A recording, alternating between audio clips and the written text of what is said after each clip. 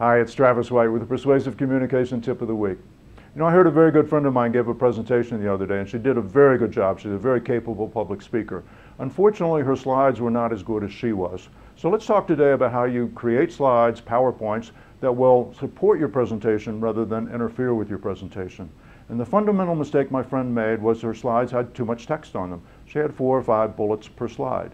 So as she started talking about bullet number 1, I would read ahead. I'd read bullet number 2 and number 3 and number 4. And that's true of any person like me who is a visual learner. And remember, most of your audience are visual learners. So they'll be attracted to what they see on the slide rather than what they hear from the speaker.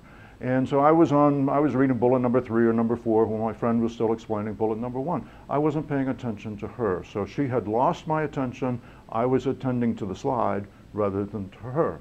So here's a couple of basic points. 1, you're the star of the show when you're speaking. Your slides are there to support you, not to compete with you. 2, keep it simple. Simpler really is better.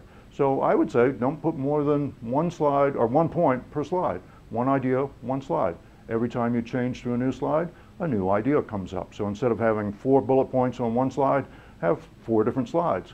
Every time you click the slide, you refresh the audience. They come back to you a little bit, and then their attention starts to fade. So you want to click the slide more frequently. You want to keep the slides moving because that keeps the audience's attention on what you're talking about. It refreshes them every time you click to a new slide. So I would say no more than a dozen words per slide. Keep the slides moving, keep them simple, and keep the attention on you. Remember, they're there to support you rather than to interfere with you. Remember that people can't hear and read at the same time, so give them a chance as you click through to a new slide. No more than a dozen words on a slide. They can read it pretty quickly. Give them a chance to read it, and then start talking. And that's a good way for them to satisfy their visual needs, but then return their attention to you and focus on you and what you have to say.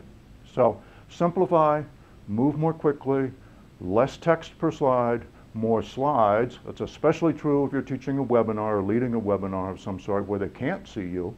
You want to keep the visual field moving and keep them engaged in the process. As William James said, the essence of wisdom is knowing what to leave out.